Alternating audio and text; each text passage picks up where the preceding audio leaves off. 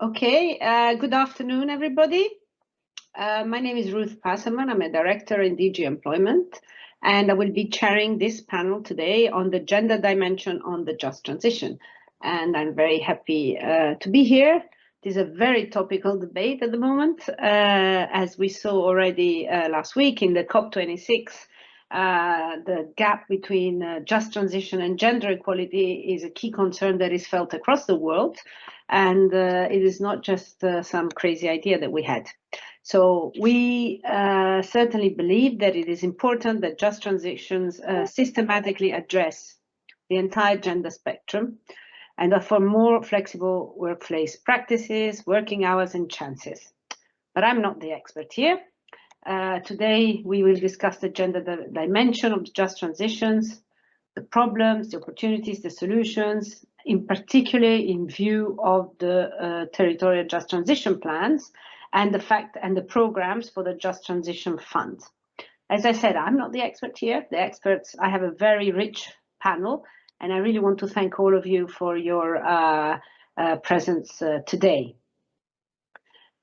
So we begin, just to explain to you a bit the choreography of this 90 minutes that we have together. We begin with our keynote speaker, Alexandra Tomczak, who is member of the cabinet of Executive Vice President Timmermans, who is responsible for the just transition in European coal and carbon intensive regions. And she will give a short presentation, she will take a few questions, but then she will have to leave. So if you have any questions for her, you have to put them immediately. And then we go to the presentation of 5 experts, which are from diverse background, and they offer, let's say, different perspectives: academics, civil society, and policymakers. The panel, I have to say, is largely made from women, but we did try to have it, it's not 100% as balanced as we would have liked, but because, of course, we really think that this dimension is not something which is only for women to discuss. So I hope that it's but okay. I hope that next time we will be able to make it a bit even more balanced. So just to quickly go through the panelists. First, we will have Alexandra Gies, who is a German member of Parliament from the Greens EFA group. Then we will ask Professor Jill Orwood to intervene. She is a professor of gender politics at Nottingham Trent University and visiting professor at the College of Europe. Then we will have Andrea Casamenti, who is a project officer for Just Transition at Solidar. Our 4th speaker will be Julia Gable. She's a visiting professor at the University for Applied Science in Zittau-Görlitz in the south of Lusatia. And finally, we will have Anna Collins-Falk, who is the International Coordinator as Senior Advisor for the Swedish Gender Equality Agency. All of them will make a short presentation, after which we will open the floor for questions for the audience. So this is the choreography, and now, without further ado, I will give the floor to Alexandra Tomczak for her initial keynote speech. Thank you very much, Ruth, and good afternoon to everyone who is connecting to this session. It's a pleasure to be invited to the Just Transition platform meeting, especially to speak about such an important subject as the gender dimension of Just Transition. Well, Just Transition is a pretty new policy area, not only for us in the EU, but also internationally. Just to remind you, we have set up the Just Transition Fund and the Just Transition Mechanism in 2019, so that's only 2 years ago. Before that, we had an initiative on coal regions in transition, which we started in 2017. So even though in the EU we are pretty much advanced in comparison to the rest of the world when it comes to just transition policies, even for us, this is a pretty new policy area. And when we talk about this policy intersection between gender equality and just transition, well, I think we can say that we're in a very new territory for everyone.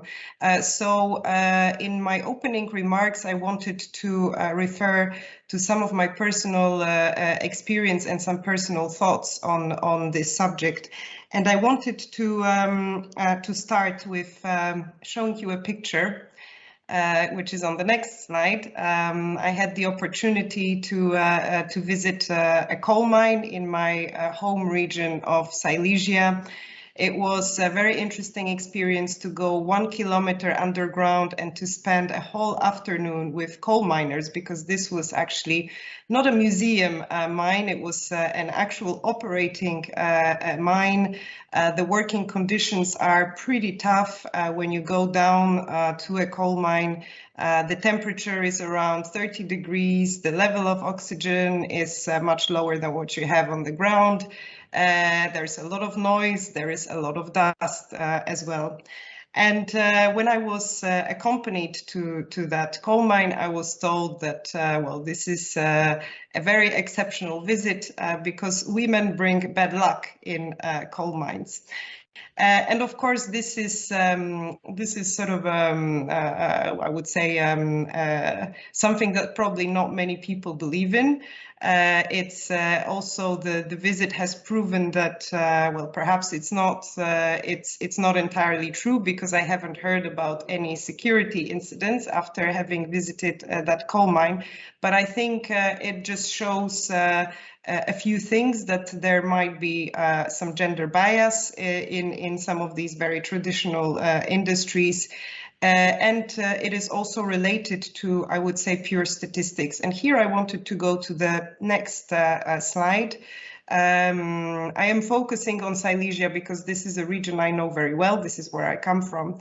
And this slide shows the lower red bar shows the share of women working in the coal mining industry in Silesia. As you can see, well over 80% of employees in the coal industry are men. So in a way, it is not surprising that gender-biased jokes are existing in such a sector.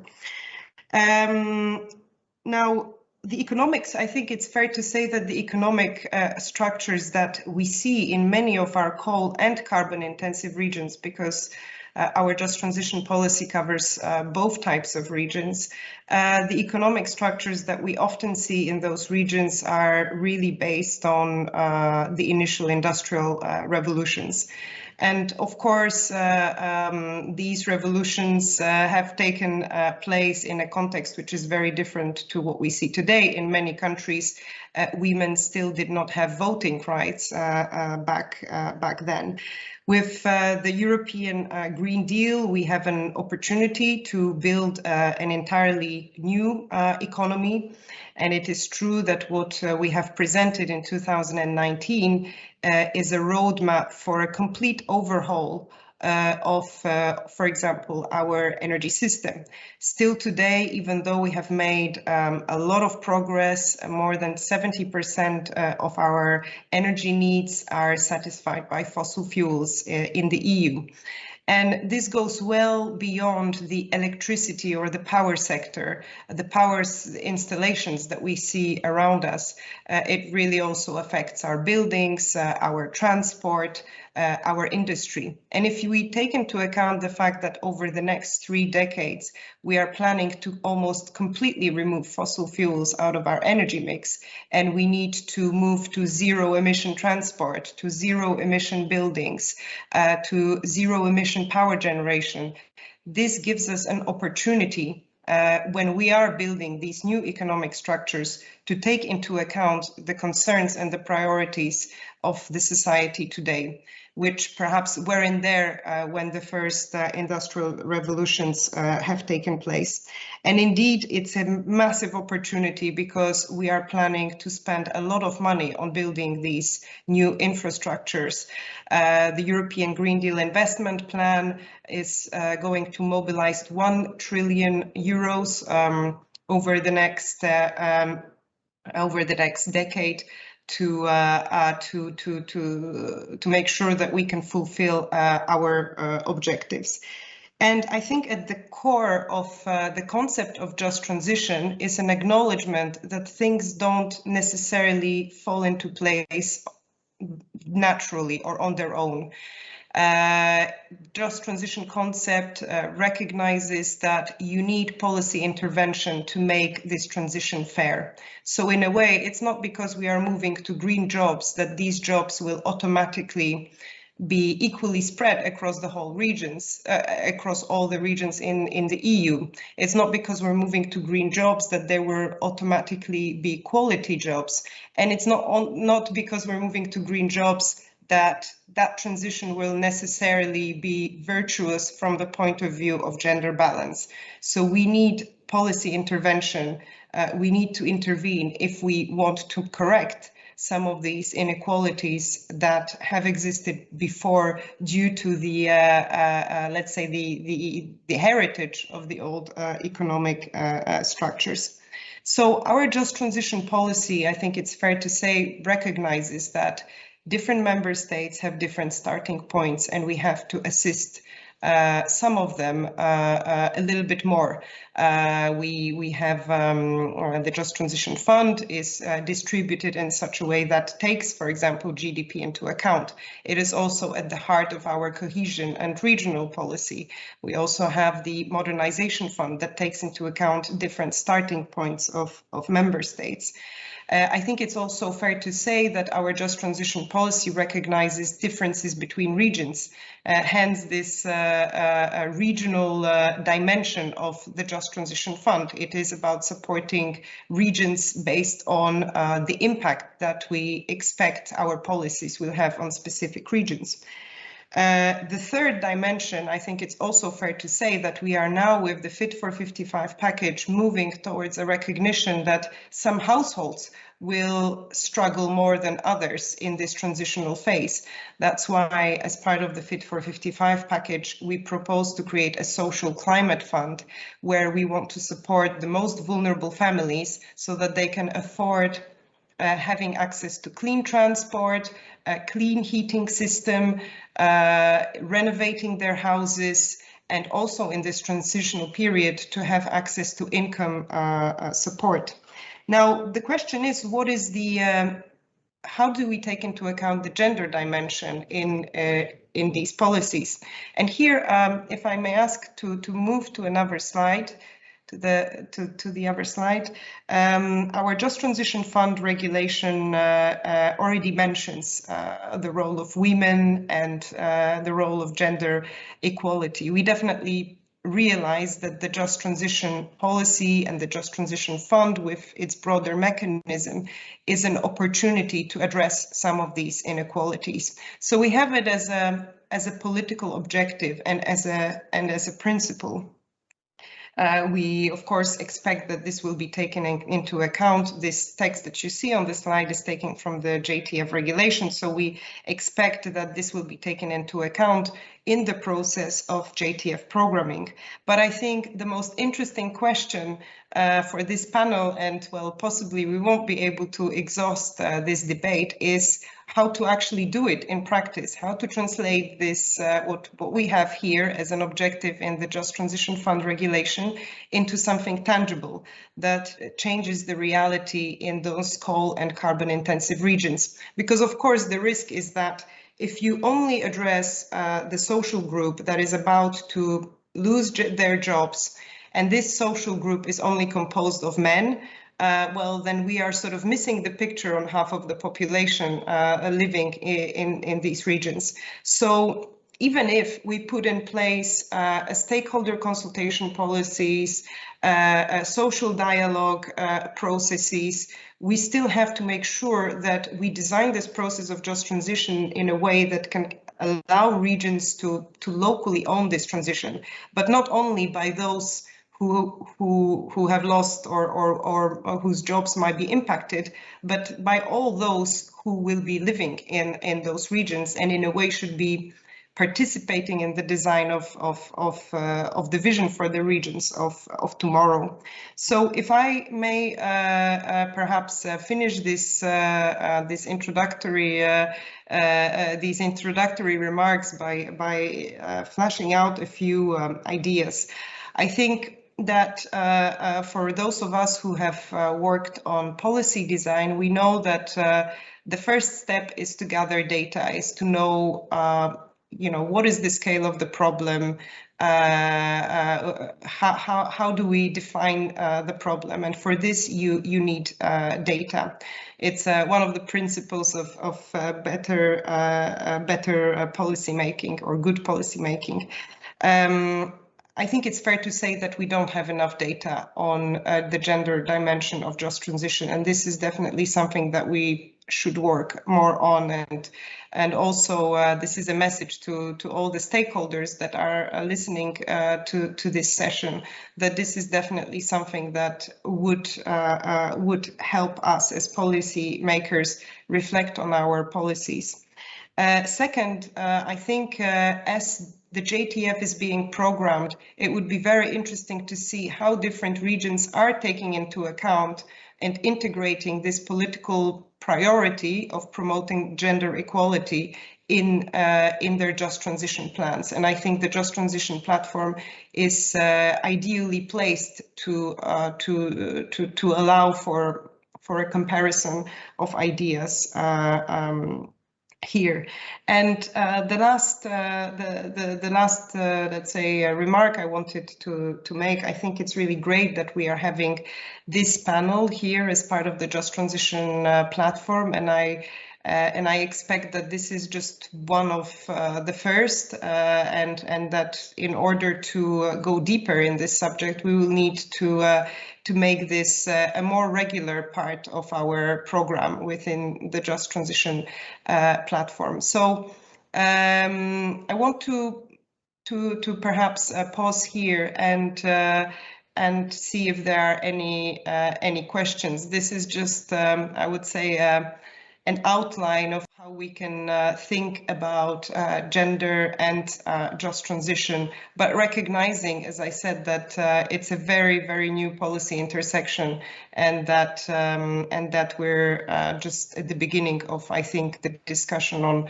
on how we can use the European Green Deal and the just transition policies in a way which helps us address some of the inequalities that are definitely there, and probably more there in some of these coal and carbon intensive regions than a few others. Thank you. Thank you very much, Alexandra. I have a question for you from the audience, if that's okay for you. The question is really, what can the Commission do more to mainstream gender equality in all European Green Deal policies? Well, it's a very broad question, and I think that I won't pretend that I have an exact answer to this at this stage. I think the reason why we're having these discussions is to listen to the stakeholders. But I think, as I also said, one of the first steps we need to take is to better understand the problem, and for this we do need to gather data. Without this, you cannot design any good policy without knowing exactly, to what extent that problem exists. So I think I don't think anyone will find it revolutionary as an idea, but at the same time, I do think sometimes the easiest steps have to be taken before we dive deep into the subject. So I would definitely say that we need to have a better understanding of this intersection between gender and the European Green Deal.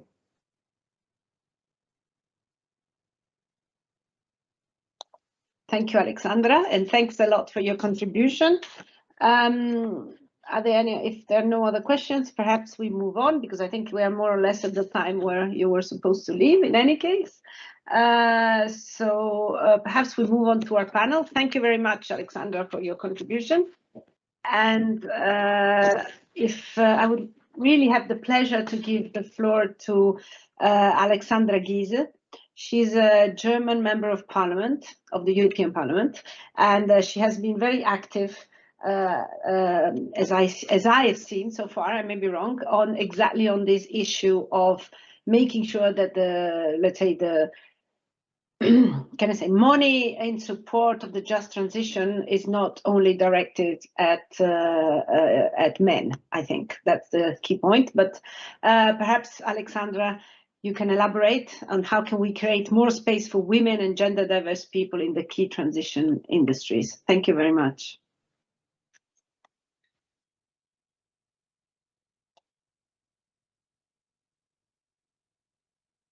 You're still muted.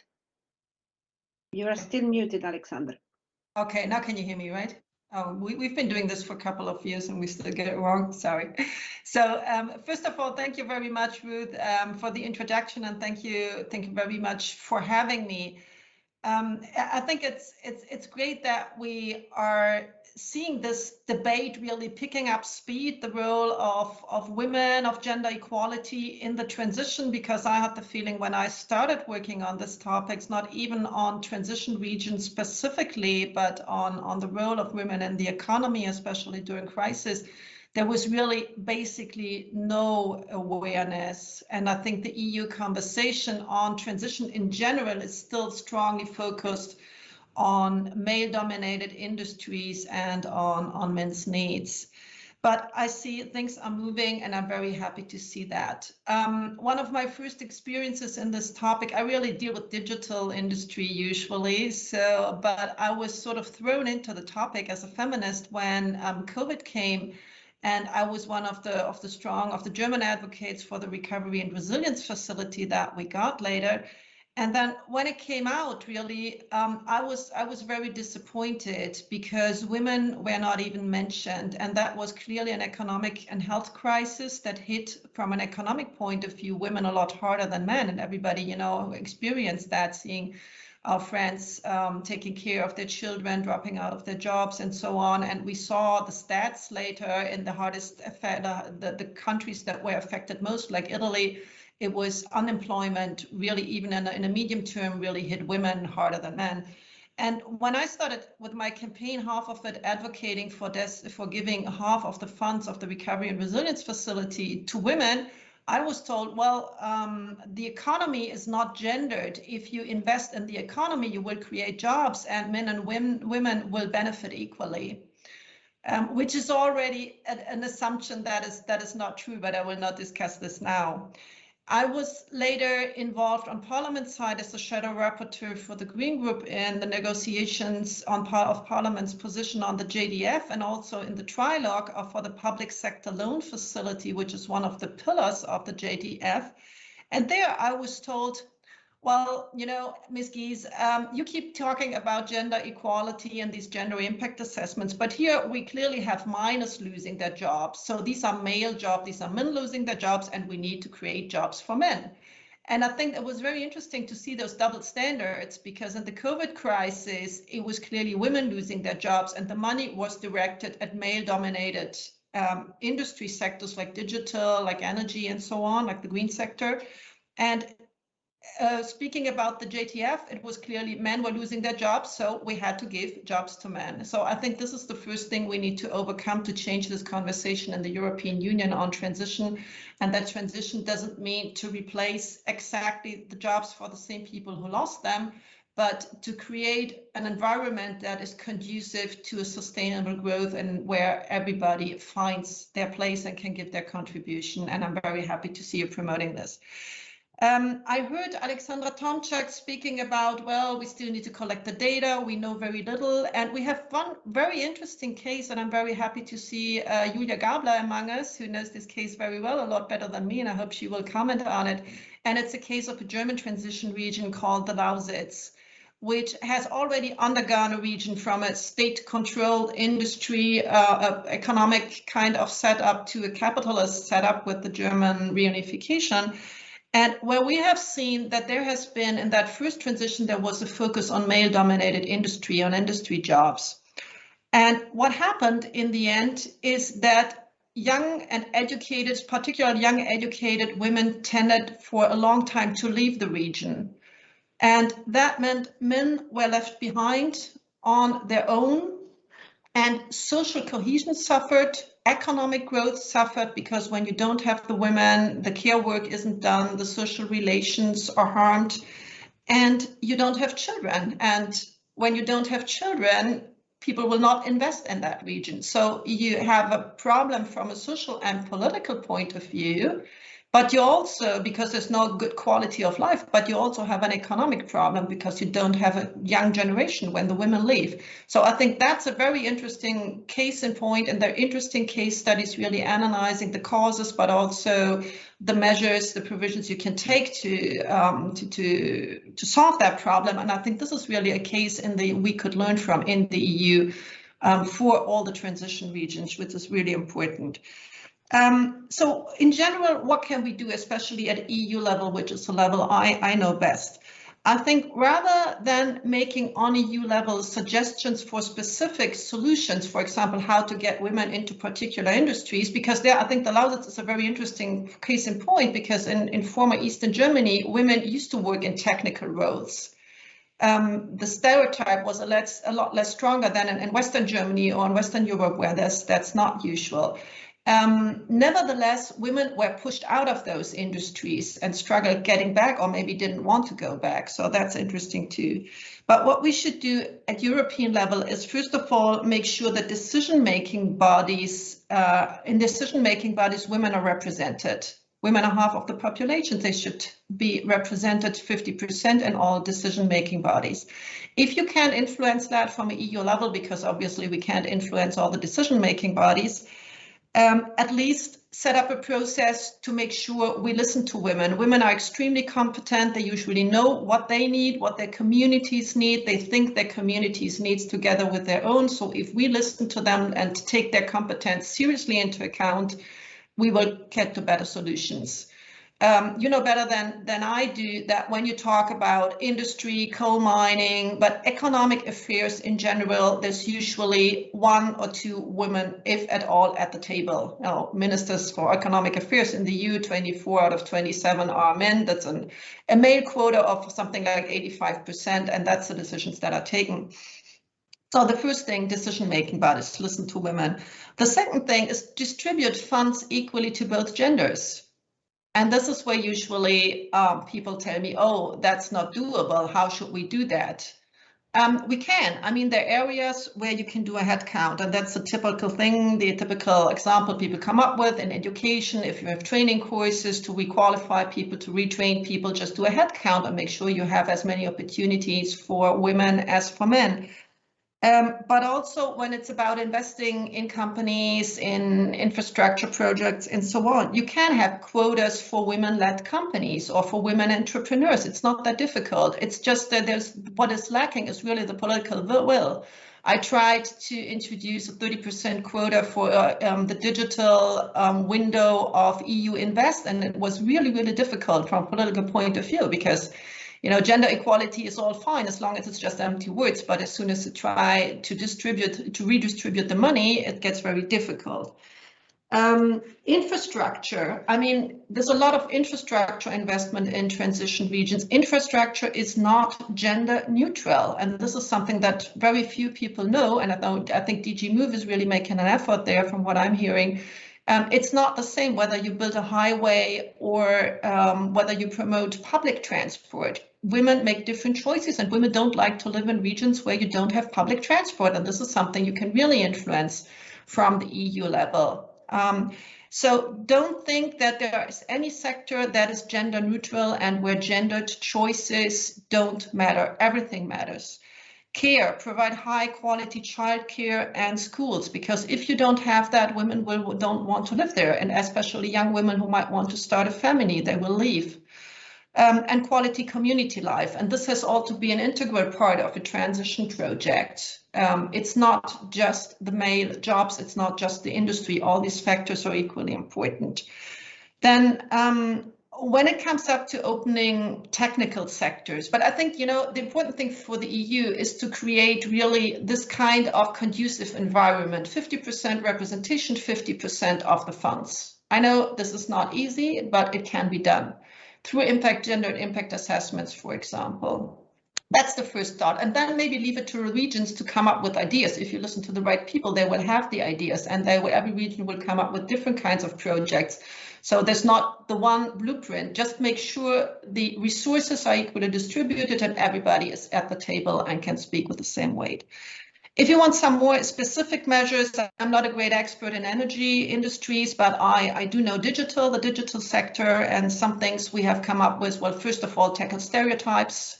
That's really important. Some more specific measure is, for example, have technical degrees or technical training, women only, women teach women. Because women don't like to be in classes, and rightly so, where you have 30 men and 1 woman and all the men are saying, oh, the woman is stupid anywhere, or would you like to go out in the evening with me, rather than, looking at what she can do.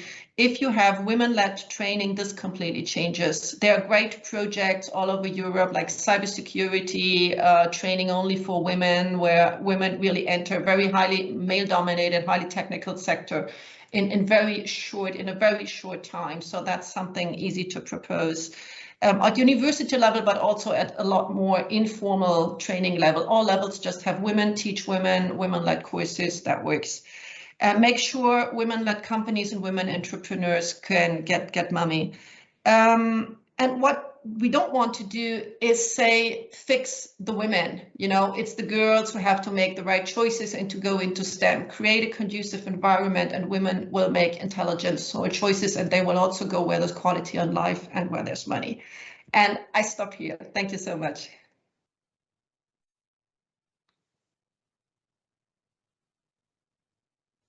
Thank you very much, Alexandra. This is actually, fascinating and just as strong as the last time I heard you. Okay, thank you very much. Next speaker I propose is Jill Orwood. She's a professor of gender politics, as I said before.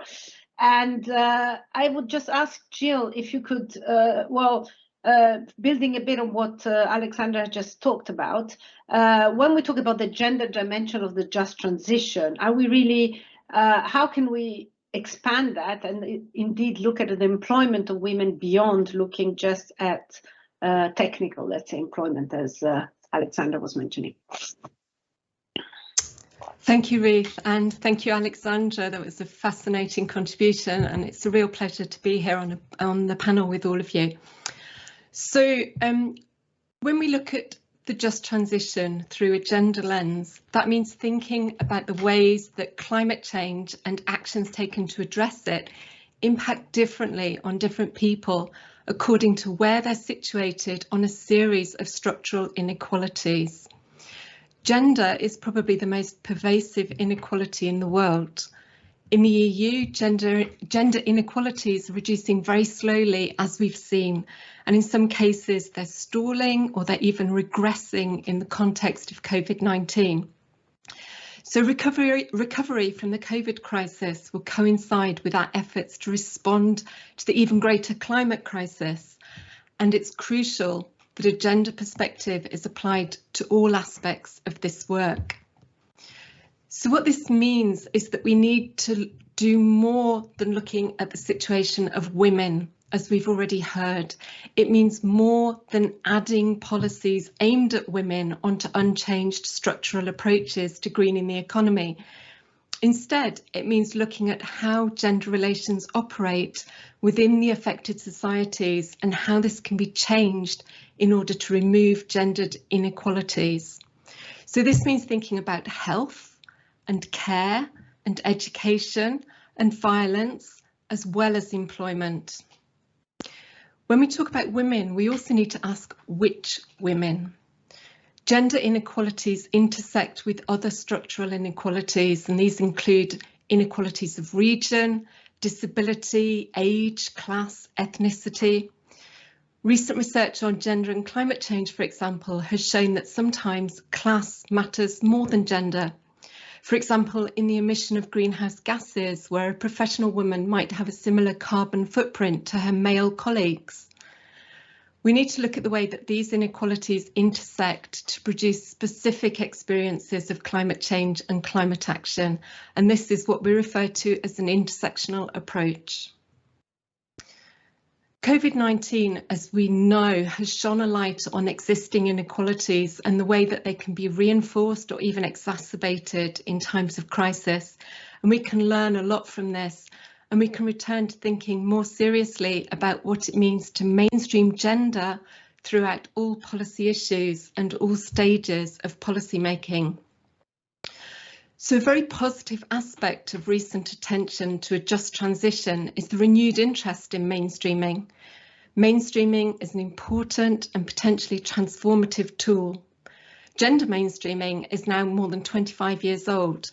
It was introduced at the Beijing conference in 1995, and it was adopted by the EU very soon afterwards. Gender mainstreaming, like other forms of mainstreaming, is a recognition that some issues can't be addressed in separate silos, but need to be integrated through all policy issues and at all stages of decision making. And it's particularly important in areas that are traditionally seen as having nothing to do with gender, such as trade and industry and energy. So the idea of mainstreaming has been applied to other cross-cutting issues. So we hear of human rights mainstreaming, for example, or the mainstreaming of migration, the mainstreaming of climate change, and these are really important moves. The European Green Deal itself talks of mainstreaming sustainability. So as the idea of mainstreaming continues to spread, we need to re-examine the concept. We need to think again about its underlying objectives and how best to operationalise it. And we also need to think about what happens when different mainstreaming imperatives intersect. So, for example, if you're trying to mainstream sustainability, how do you ensure that that process itself is gender mainstreamed? The same applies to climate mainstreaming, which so far has been completely gender blind. So just like the European Green Deal, the communication Fit for 55 makes no mention of gender. It doesn't mention gender itself, it doesn't mention women, it doesn't mention men, even when it's highlighting the extent of energy poverty, which is something that's widely known to be gendered. Ignoring gender inequality, so presenting policies as though they were gender neutral, can have unintended gendered consequences.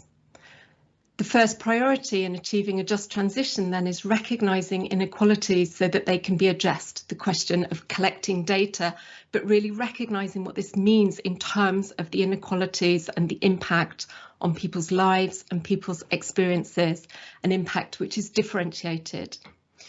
Policy that's presented as though it were gender neutral is a real barrier to this understanding. So we need to think about how energy is gendered, for example, in its use, in its production, in its design. Alexandra gave us the example of transport, and it's worth repeating. Transport is highly gendered.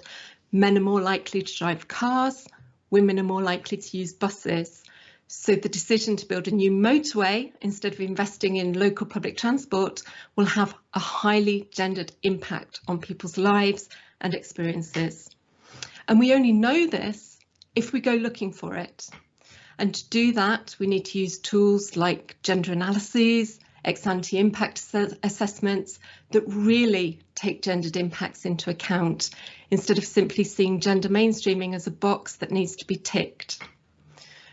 The section of Fit for 55, which is entitled A Socially Fair Transition, Tackling Inequality and Energy Poverty Through Climate Action, has very strong potential. It states, the transition towards climate neutrality can be a unique opportunity to reduce systemic inequality. This is really important, but still, it completely ignores gender. The EU, as we know, is treaty bound to gender mainstream all of its activities, and this needs to extend to all areas of policy making, not just those that we might normally think of as being gendered. So how can we achieve a gender just and climate just transition? The idea of a just transition and the idea of leaving no one behind together can build an inclusive approach to the creation of a sustainable future. But climate justice can't be achieved without gender justice. We need policy coherence and we need political will to bring these agendas together. So there are three things that would help us move in the right direction. Firstly, gender must be mainstreamed throughout all policy, even in areas that appear to be gender neutral. And this includes climate change, but it also includes energy, transport, trade and agriculture. Secondly, gender mainstreaming must take place at all stages of the policy process, from issue definition through policy formulation to implementation and evaluation. Gender impact assessments are a crucial part of this process. And finally, gender must be mainstreamed in an intersectional way. This means recognising that gender inequality intersects with other structural inequalities, including region, age, ethnicity and disability, but it doesn't mean replacing a concern with gender equality with a gender-blind equalities agenda. And that's the danger that I think it's really important that we avoid. And I'll finish there. Thank you. Thank you very much. Fascinating, really, I have to say. And we're starting to receive questions, but if you don't, I prefer that we first close the round and then we take the questions. So we now move on to Andrea Casamenti, who is working at Solidar, and I think he will give us a more beyond Europe view, if I'm not wrong. And what I would like perhaps is interesting that we think also beyond the, let's say, employment, also indeed how to look at the knock-on effects that on households and families as a consequence of the transition, and in particular, of course, to avoid poverty or in general, I would say, worst economic situation. So please, Andrea, it's up to you. Thank you very much, Jill, and thank you very much, Ruth, sorry, and good afternoon, everyone. And indeed, thank you so much for the invitation. Great to be here with all of you. Maybe I will just spend a couple of words to mention what Solidar is and what we do. We are a network of civil society organizations working to advance social justice in Europe, but also in other continents across the world. And also, I will ask colleagues from the technical side of the event to share the screen. Please, thank you very much. I will also then maybe just do one slide before mention the European Alliance for a Just Transition, which is an initiative by Solidar. It's an alliance of 25 European organizations that we recently launched a month ago, and that, as I said, brings together 25 European organizations, social ones, environmental and climate organizations, political parties and groups in the European Parliament, organizations that agreed to come together to work all together to ensure a just transition in Europe. So just name dropping the alliance, and everyone can find some information about it on the website, or also just Googling www.alliancejusttransition.eu. But yes, to reply to your question, Ruth, and to dive into the topic, I think I just wanted to start by saying that I saw in the comments somebody mentioned, okay, we're talking about inequalities. Yes, I will probably sound like a broken record now, echoing what Alexandra and Jill already mentioned before me.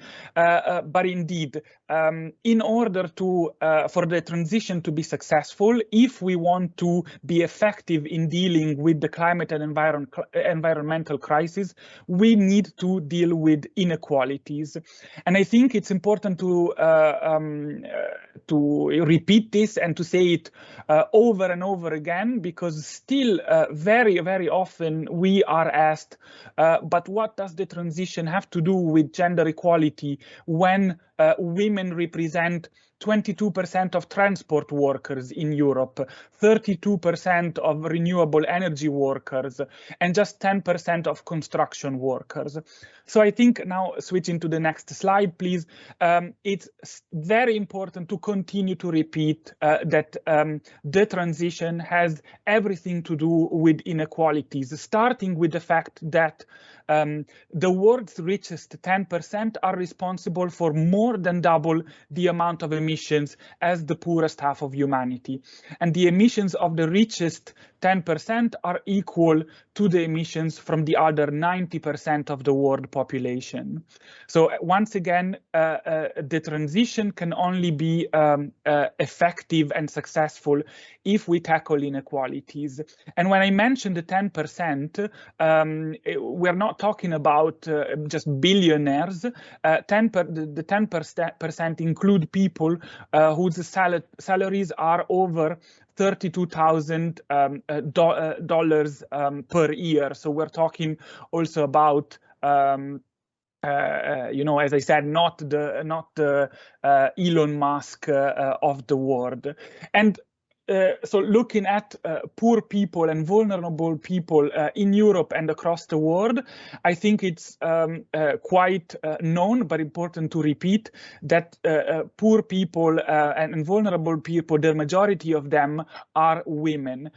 Poor people are the ones that are most affected by the transition, and are also the ones that are hit the hardest by the climate crisis. And I just wanted to give you a very quick look at some of the ways in which women are hit by the climate crisis in the next slide, please, because once again, this is something that we have to keep repeating, because many do not believe this is the case, unfortunately. But the crisis, the climate crisis, the environmental crisis, has many effects on women and their rights. And I'll just mention a few. Women earn and own less than men. This is also very true in Europe. We all know this. And this means that it's harder for women to prepare for coming shocks, and which makes them then also more vulnerable when disasters do occur. It's much harder for poor women to reclaim their economic positions after climate disasters than poor men. Only 13% of all land in the world is owned by women, for instance. So if something happens to a woman's husband or brother or father, then she might not be able to keep the land, for instance, or the family home. Women are also more likely to die in natural disasters than men. There was a tsunami in the Indian Ocean in 2004, which killed 4 times as many women as men.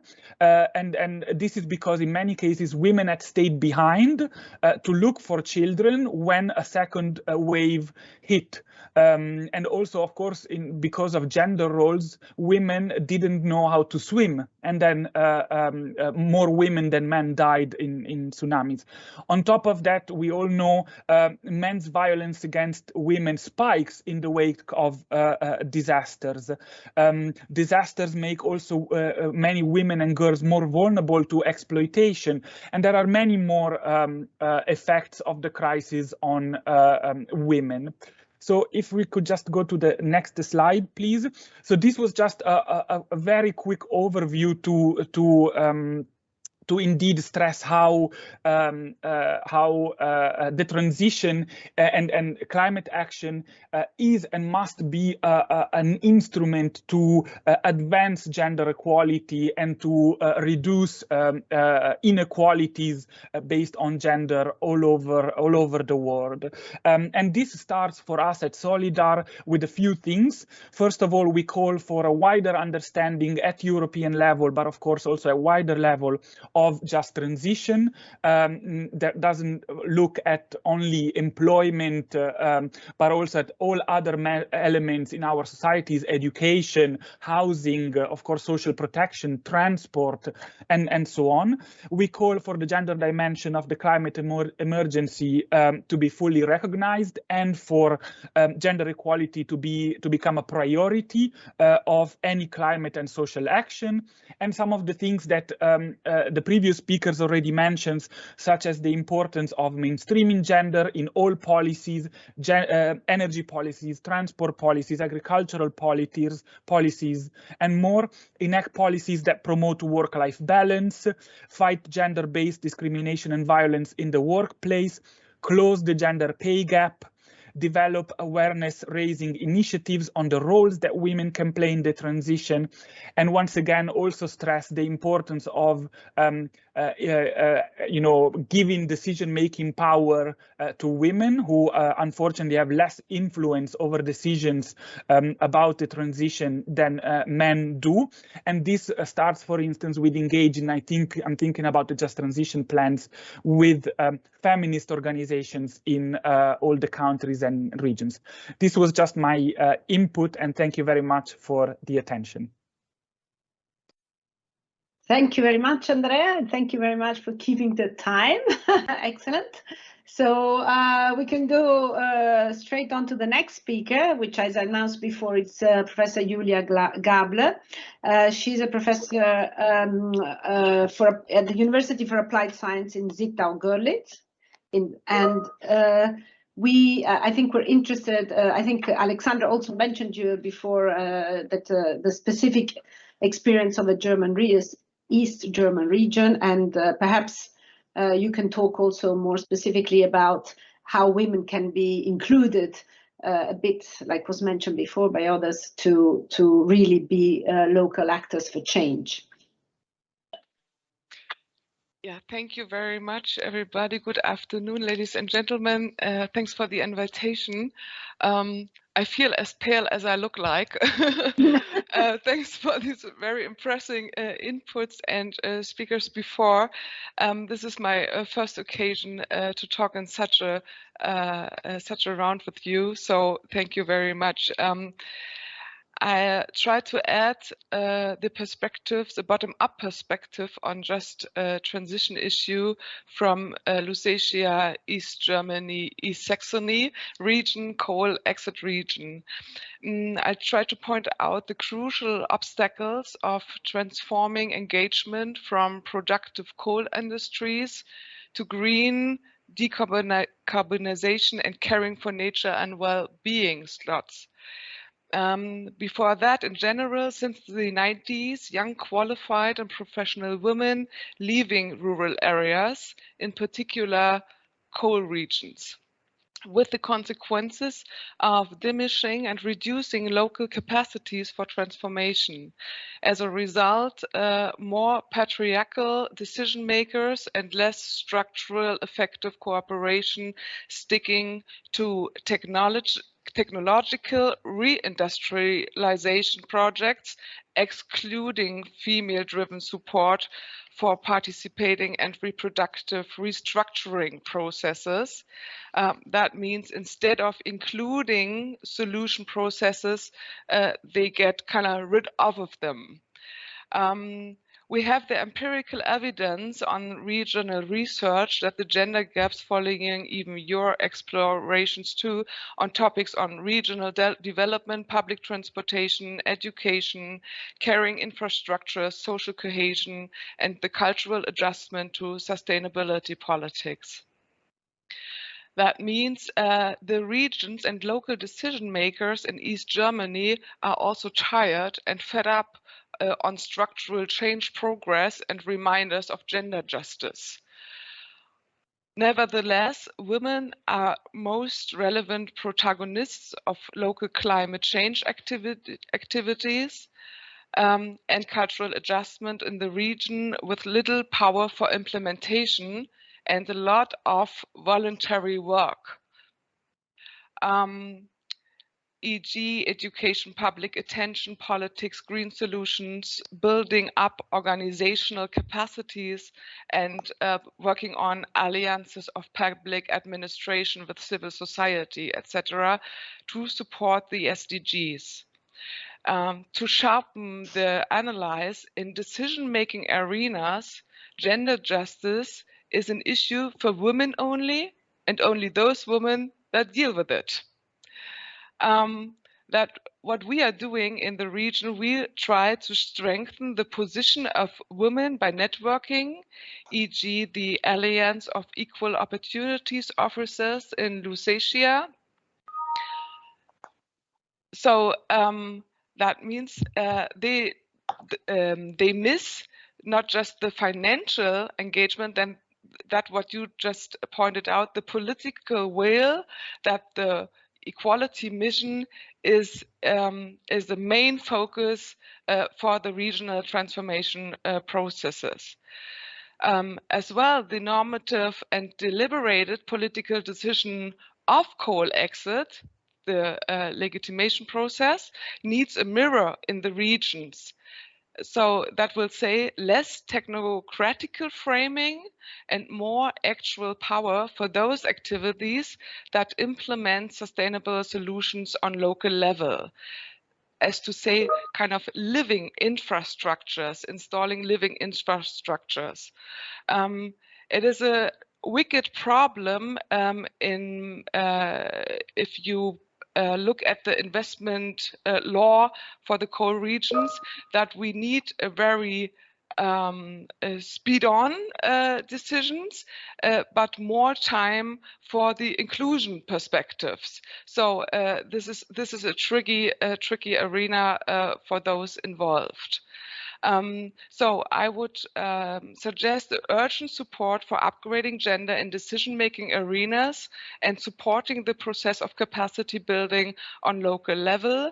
To break open these processes on regional level, it needs a structural link to force decision makers to address gender equality and to lift up and push the quality of structural change to climate justice. And so to support the local competences to follow climate and gender justice. I would advise to strengthen and support intermediaries, local intermediaries, as regional network or competence centers. They often know who are the actors that bring the transformative power, and they know the decision makers and try to use this their intermediary position to support the progress on equality transformation. All right, so I will stop here, and maybe you have questions I can better answer, then keep on talking. Thank you very much. Very much, Julia, and that was also very interesting. Okay, I want to give the floor now to Anna Collins-Falk. She comes from she's the international coordinator and senior advisor for the Swedish Gender Equality Agency, and I think. I mean, we have lots of ideas what should be done, but I think a lot of things have been done in Sweden, and that is why I thought it's interesting to hear what is happening and how we can perhaps learn from the Swedish experience. So please, Anna, you have the floor. Thank you very much. And thank you for letting me speak here. And I'm truly inspired by the previous speakers. I'll drop some of the things I was about to mention because I think they've been mentioned before about the situation of gender equality and the issues in just transition. But let me just try to mention this a little bit in the Swedish context. Even though we have very high ambitions in Sweden regarding the transition to fossil-free society, and we've quite advanced already, and there are ambitions to be world leading and so on. And of course, we have already a Swedish Agency for Economic and Regional Growth set up to manage the just transition. as well. And specifically when it comes to the just transition work, it's very regional. Sweden is very long, you know, up far north in the cold up there. Now I'm quite far south. We have the steel industries, and then we have the mineral sector, the cement factories in Gotland, the island, and then we have refineries and chemical plants in the west that are prioritized. Those three are like heavy on emissions. At the same time, we're working more broadly on, well, in those areas, we work on climate smart and resource efficient technology and value chains. And as has been mentioned before, it's very technological. Since we've advanced quite far already, of course, to reduce emissions even further, you're actually talking about quite some need for innovation and technological development. So considering all of that, gender issues are not necessarily high on that agenda. So, you know, think about it, you know, the mining, the steel industry, you know, those are very much male-dominated areas. And yet, so Sweden, with its very high profile, global profile on climate change and on just transitions, we are also a feminist government, we have a feminist foreign policy, and we have a feminist trade policy. And we are always ranked amongst global leaders on any indices when it comes to gender equality. But now, Dr. Paserman was asking me to say good examples, but I think we're only progressing towards those good examples, because what we're really struggling with, as many of you have said, is that these are to a large extent parallel processes. One, the hardcore sciences, the hardcore technological solutions, and what is still considered softcore, female-dominated gender equality, gender mainstreaming.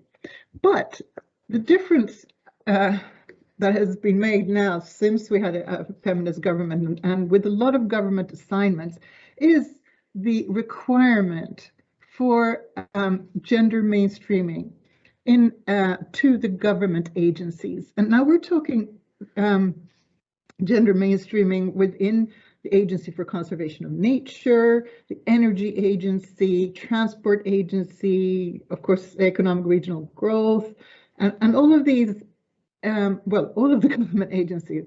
And we have a role as a Swedish Gender Equality Agency to support that. And so we're taking a very systematic approach. And what we're doing, I mean, this has been going on for a couple of years already. And it resonates very well, and I'm quite relieved to hear what you're mentioning there when it comes to the political will and leadership from the top level. This is being followed up by the ministers themselves, calling the Director Generals. What are your plans? Can you show us what is the progress? And the learning and sharing and support.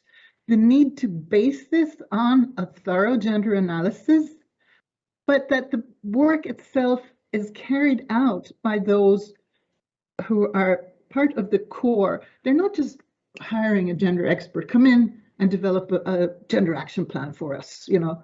Great, now we've filed that and we get on with our technical business here. No, it actually has to be integrated into the core operations and mandate of those agencies. Now, of course, it's still early on to see some real impact, but it includes, of course, capacity development, as usual, fundamentals, but it also, and many of them have already come up with a lot of analysis and trying to figure out what are the actual issues, what are the gender inequality issues, how does gender equality actually reinforce the goals they're trying to achieve towards finding the nexus between gender equality goals and the climate policy goals, or whether it is specifically in the case of energy transition now. So this is actually a big challenge, but and we're learning as we go along, but we can see very much that we have to take this intersectional approach. We need the policy coherence, and I was pleased to hear Jill mention this as well, but that we in that actually had to go back and revise and support the revision of our climate framework, climate policy framework, and the action plan, because a lot of those documents, even in a feminist government, are gender blind. I mean, I don't want to say gender neutral because they're actually blind and it has consequences. So, so if we want to strengthen the entire accountability mechanisms for achieving results, both on gender equality, that will also strengthen the results towards a just transition, we need to have that integrated and indicators to follow up and measure that clearly.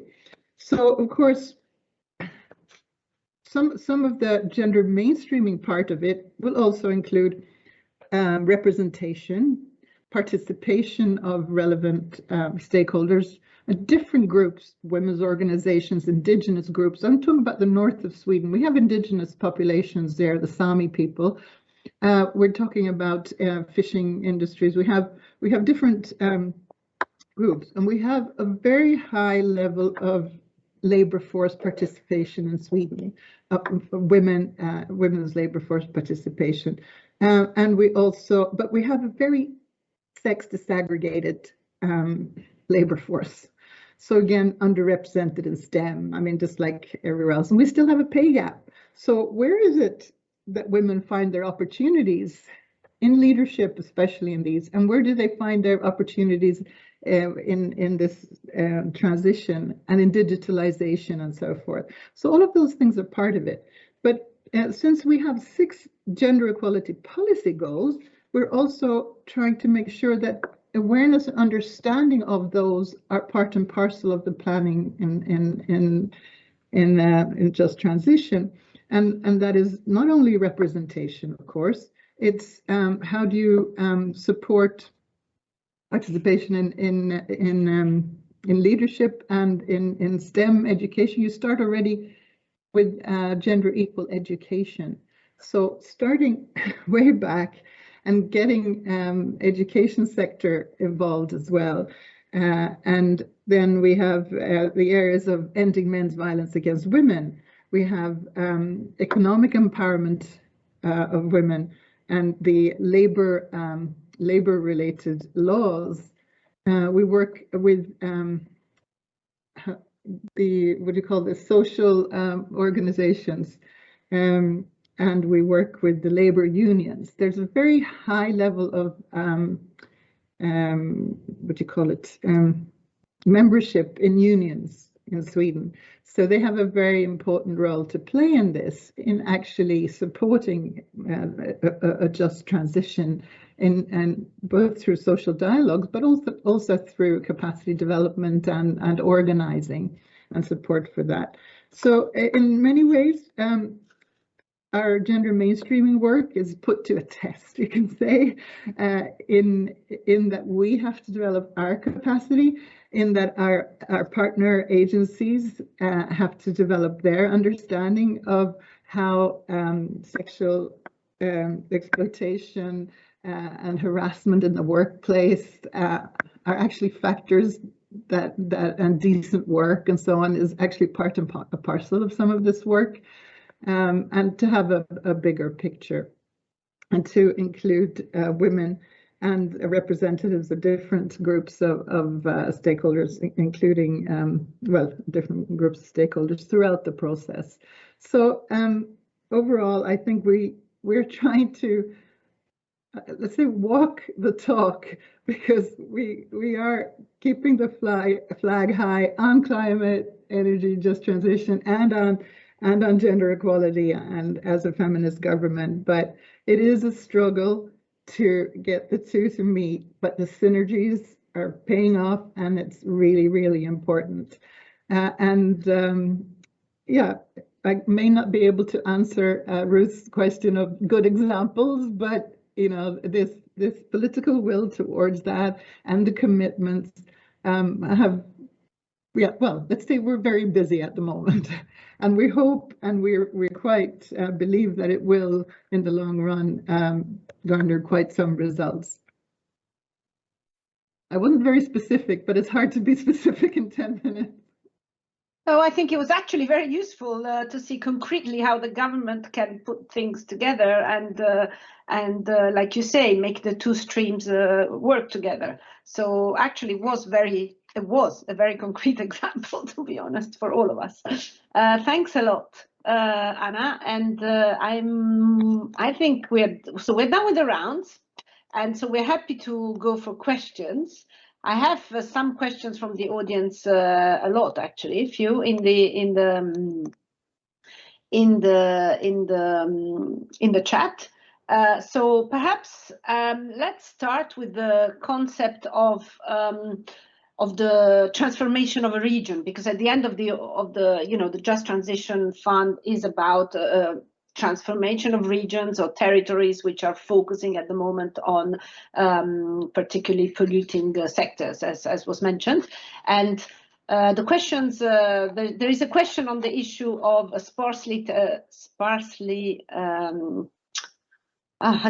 populated territories, and therefore, which links a bit also to what Julia was talking, both Alexander and Julia mentioned about people leaving the territory. So the question that we have is, how do you deal with this? Let me see if I can find exactly. Some JTF territories are very sparsely populated and need to attract people with new skills.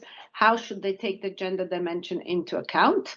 I think it's one of them. And then I think there was another one, which is more or less, seeing it from the other direction on the, one of the important problems is that in coal-dominated regions, males tend to be employed and women are homemakers. Employment structures are some of the key structure for information sharing. Therefore, since women are not in employment, they are not in the conversation, actually. And then in that sense, they are not participating in the change. I think these two questions are linked in a way. Yeah? They go in the same direction. And floor is open if any of you want to start. Otherwise, I pick on Julia because that was her main thing. All right, so I didn't mess it up so that you would ask me again. No, thanks a lot. This is a tough question, yeah, because that's what I tried to point out, that the regional constellation of less women with a lot of responsibility for a transformation process is really a mean situation, and without the power to implement the results of discussion and of even of political commitment. So I think that was what I want to talk with you, even with you. On the EU level, we see there are a lot of women and a lot of commitment and a lot of political progress to the just transition.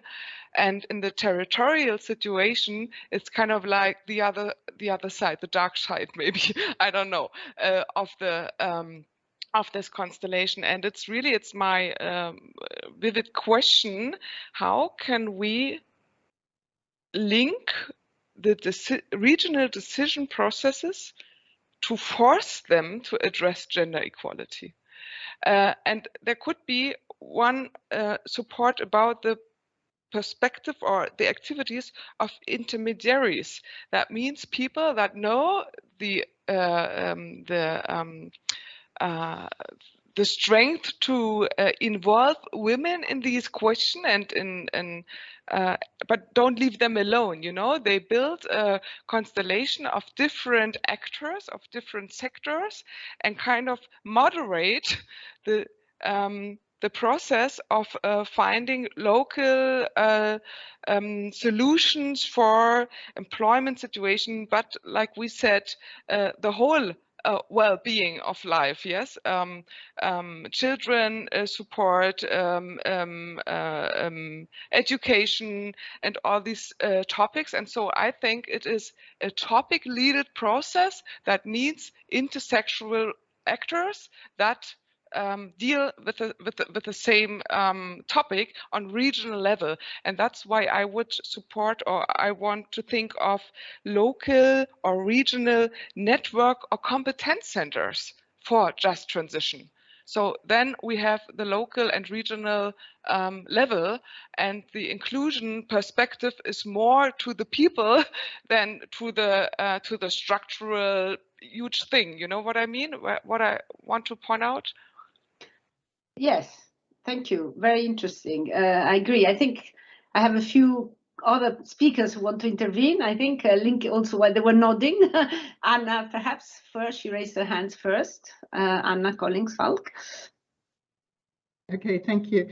I think it's a very, very important question because, yeah, so I had two comments in relation to that. One example of what we're doing at the moment is to have we're having a dialogue sessions with relevant authorities, but we're calling it a multi-level dialogue because it's the municipalities, the regions, and the state agencies working together, as well as civil society organizations, on how do you actually what do you do at the local level, and what can the government at different levels do to support that.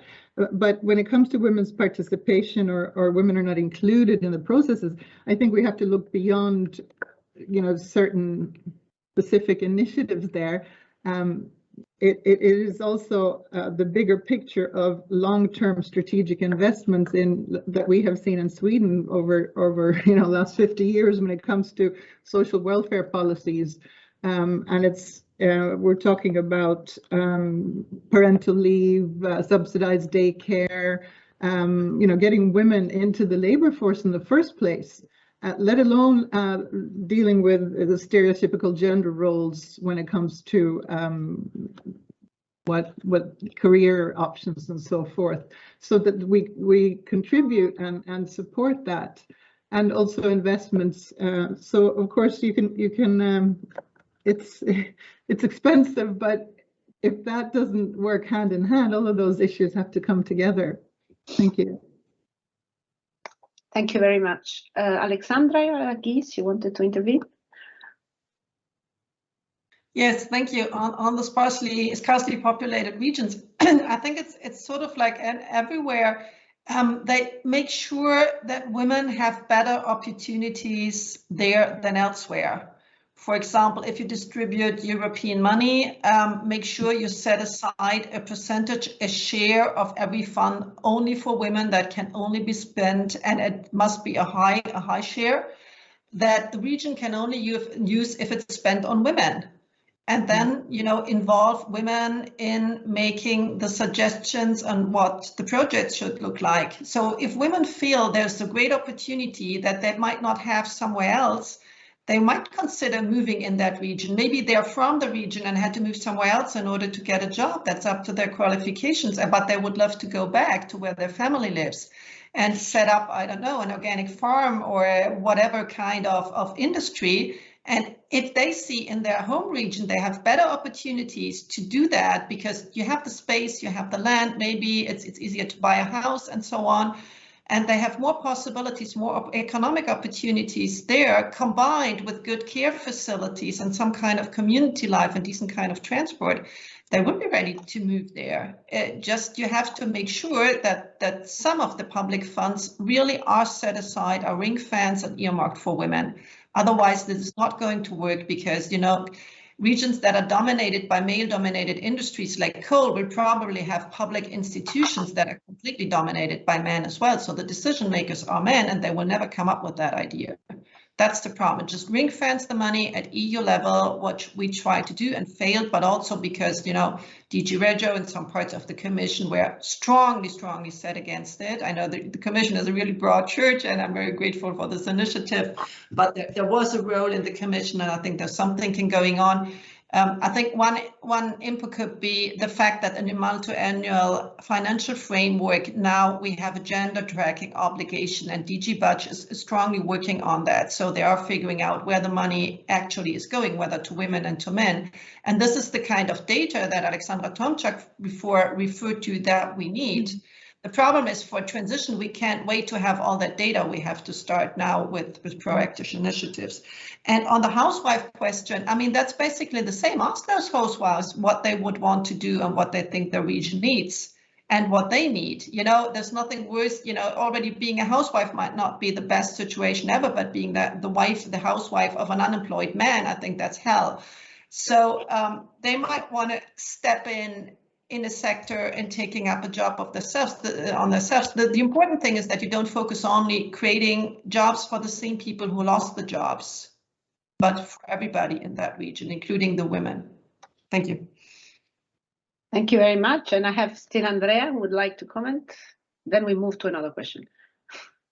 Yeah, just very briefly, I think, I mean, I very much agree with what Alexandra was saying just right now, but also just to say, for everyone working on the just transition plans, involve civil society organizations, involve the organization of domestic workers, involve feminist organizations, give them real power over the just transition plans, work in direct contact with them instead of just pretending or anyway not even consulting them. And I think also from the European level, there are very good examples and instruments also for this. And just two things come to my mind and I just wanted to mention. There's very good work done by civil society organizations such as the European Environmental Bureau, EEB, that, for instance, developed and published just this summer a study that I think could be very interesting and useful for the just transition plans everywhere. The study is called Why the European Green Deal Needs Ecofeminism, but also even more linked with the just transition plans. WWF, the European Policy Office of WWF, developed a scorecard to assess the just transition plans, the territorial just transition plans. And so anyone could upload their draft plans, which would be assessed against criteria that were developed by the WWF and members of WWF. So I think there are a lot of tools out there and instruments that can be used, and a lot of those come from civil society, and of course, as was mentioned also earlier, working with trade unions. So social and civil dialogue is absolutely necessary for the success of just transition plans. Thank you, Andrea. And on this theme of using existing resources, I want to just signal to you the AGE report that is that was put in the chat, which is AGE is the European Institute for Gender Equality, and just published new data sets on decision making, basically in the area of environment and climate change and transport. So someone has posted it in the chat, so you should be able to pick it up. And I don't know if Andrea, if you could post in the chat the things that you mentioned, because then people can pick it up. That would be useful. And then perhaps if we move on another little subject, which there were two questions, the issue of data, exactly, indeed, of lack of data. And also there was more a question on, more specifically, if you want, for us and for the Commission, what kind of indicators should we want, should we ask for member states to be able to to be able to follow the mainstreaming of gender for the Just Transition Fund. I don't know if you have any ideas on that.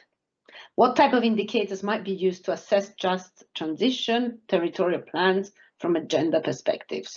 This is the question. I think, yeah.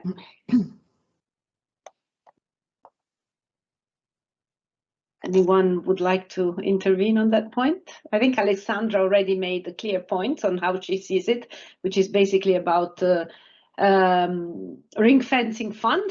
Yeah. That would be one of them, I would say. Anna, please. Oh, okay, I had it off here. I would say, just from the experience we've just had in developing a strategy for mainstreaming of Sweden's implementation of the Paris Agreement. I know that's the broader climate context here. It is very important to look at the different dimensions of gender equality, both the actual finding indicators for representation and participation, finding indicators for what level of access to finance, availability of data and research, sex disaggregated, and the different methodologies used. We were also looking at the actual mainstreaming issues, and then the whole you're asking for indicators, but the step before that, what kind of accountability mechanisms are in place? Are there requirements for reporting on them? And so, because if nobody's asking for them, you're not actually including it in your report, and are the plans or whatever you're doing not financed, then they won't have much impact. So I wanted just to make those connections. And then not just looking at representation, but actually the whole mainstream. What are the issues in the first place? And has there been an analysis done and so forth?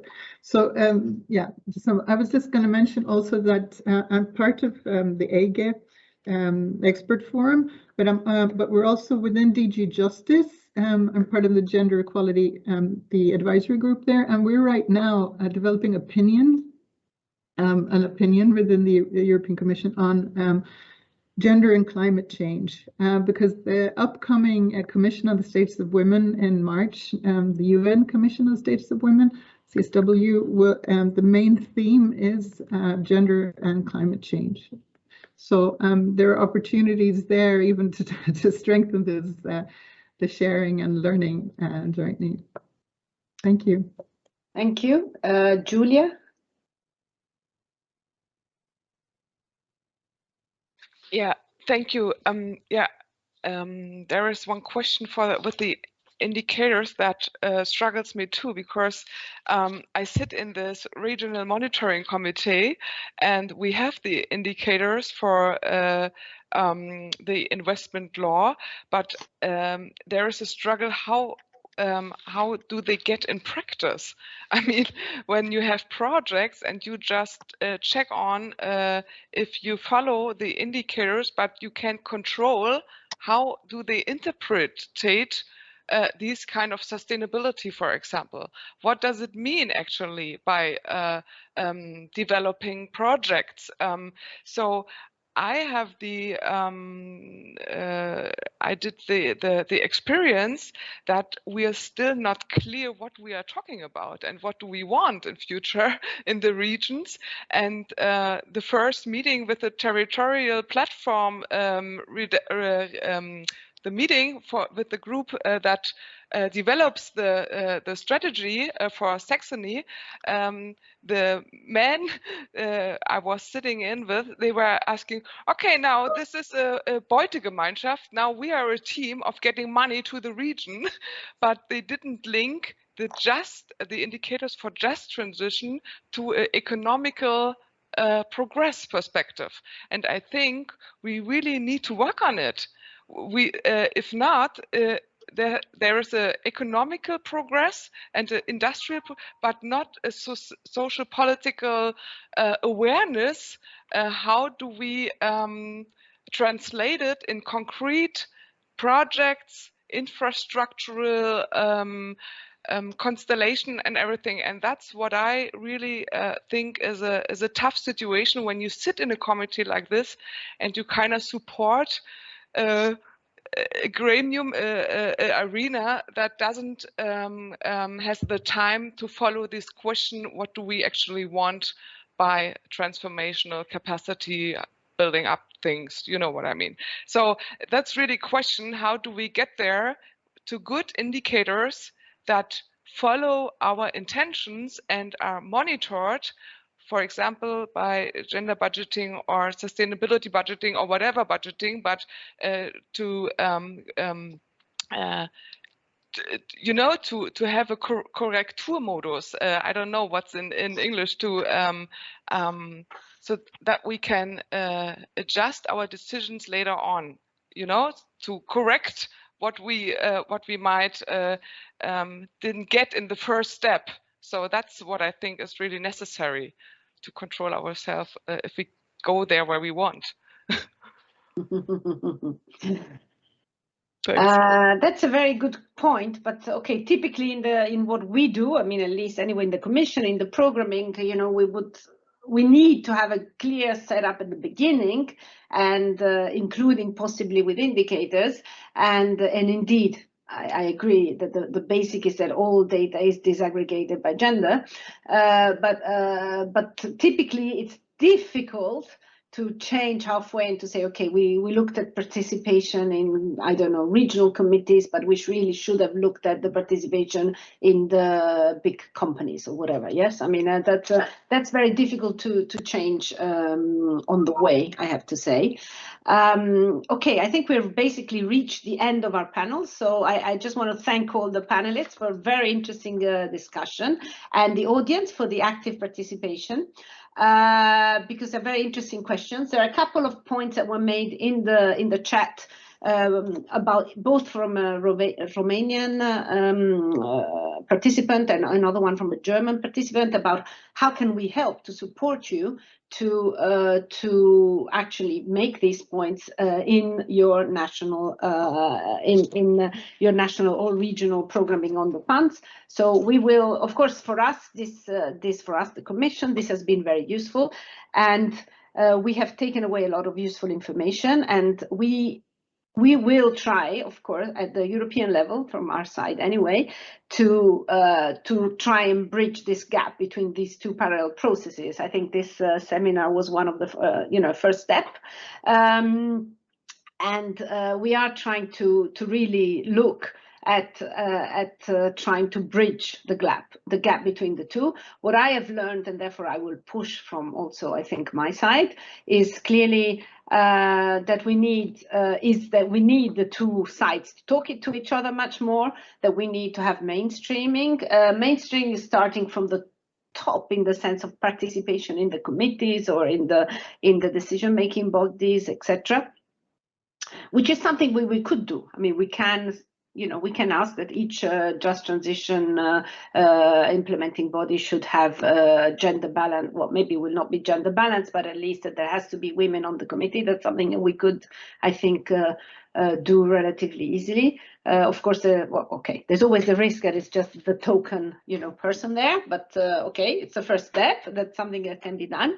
Of course, data. We would need to identify indicators because it would allow us also to be able to monitor. So even though they're not the best indicators, they would still allow. They would be a start, and I think it's better that we set something now rather than leaving it open.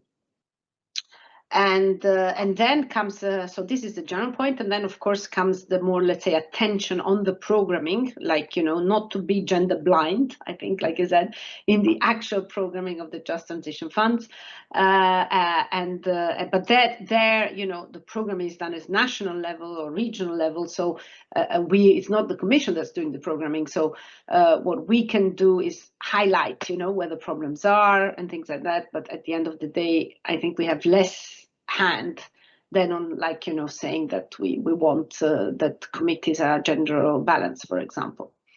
Okay, so thank you very much.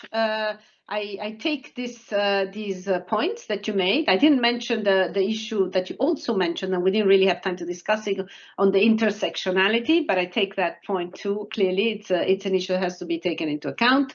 And I really thank you for this very informative session, at least for me, and thanks to the very active audience as well. Thank you very much. Thank you. Bye-bye.